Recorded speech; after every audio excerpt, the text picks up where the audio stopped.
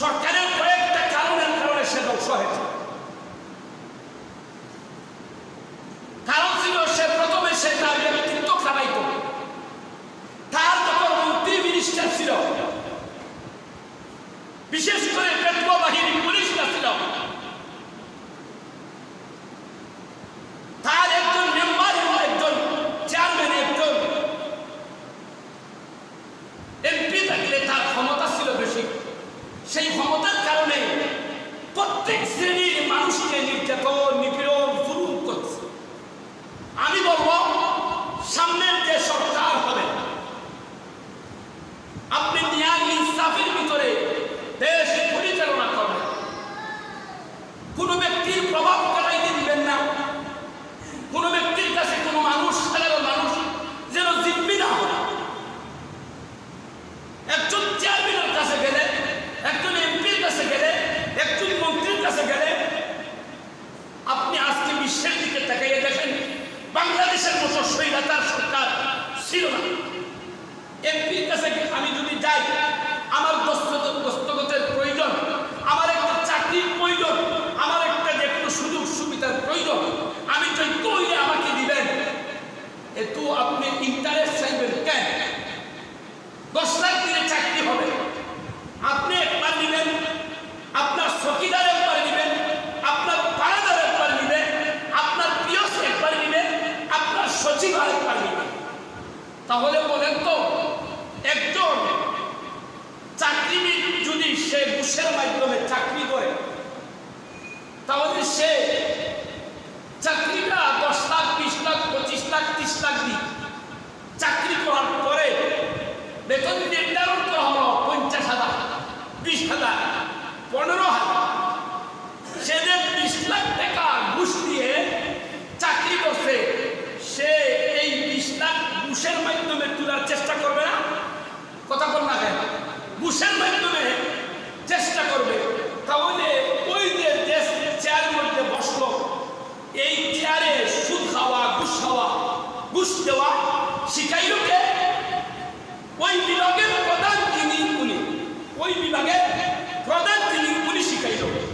উনি যদি ঘুষ দিত না, আর ওই বিভাগগুলোর প্রধান সরকার প্রধান যদি শক্ত থাকে, ঘুষ চলবে না। যার যার যোগ্যতা অনুযায়ী, যার যার প্রাপ্য অনুযায়ী তাকে জিনিস প্রদান করে দিবেন।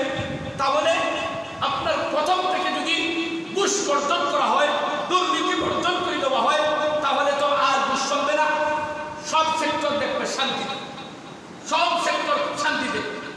তাহলে আমি সামনে যারা সরকার গঠন করবে, এদের কাছে উদাত্ত আহ্বান রাখবো, বিগত স্বৈরাচার সরকারের মতো, স্বৈরাচার এমপি মন্ত্রীর মতো, স্বৈরাচার সরকারের যত সেক্টরে সরকারি চাকরিবিদ আছে, আপনারা এরকম স্বৈরাচারী করবেন না, জুলুম করবেন না, অত্যাচার করবেন না, রাহাজানি করবেন না।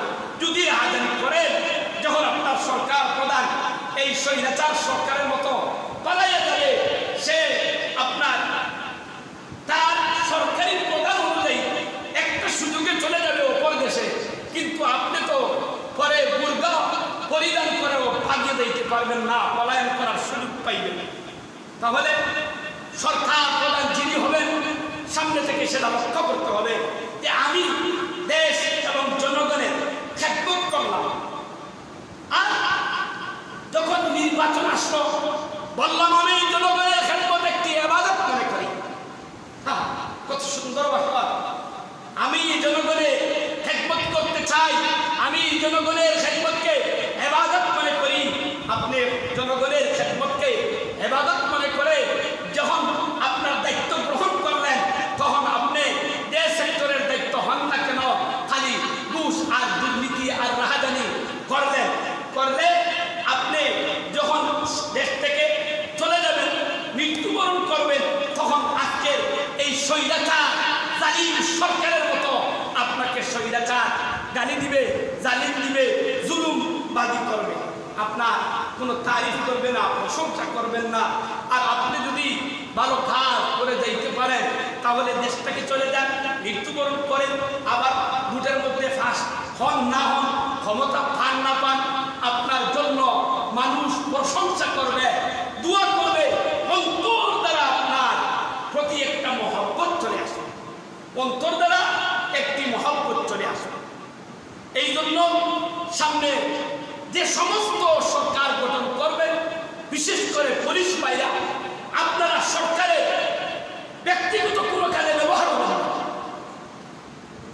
বিগত ফ্যাসিলিটি জালিম সরকার পুলিশ বাহিনীদেরকে সবাই তো আর সমান নয়, সবাই তো আর দুর্নীতিবাদ নয়। পুলিশের মধ্যে 12 লোক নাই, শত 12 লোক আছে, কিন্তু তাদের অনেকরা চাকরির মায়া, চাকরির মহব্বতে অনেক আছে, অনেক টাকা ঘুষ দিয়ে চাকরি করছে। এই চাকরি ঘুষের কারণে, চাকরি টিকাইবার কারণে সাধারণ জনগণের উপর অত্যাচার, নিপীড়ন, নির্যাতন করেছে। আমি বলবো সামনে যারা পুলিশি দায়িত্ব পাবেন, সরকারের ব্যক্তিগত কাজে যখন সে বলবে এই জুলুম করবেন, আপনিও অস্বীকার করবেন। আমি পারবো না, আমি পারবো না, আমাকে আমার দায়িত্ব কি?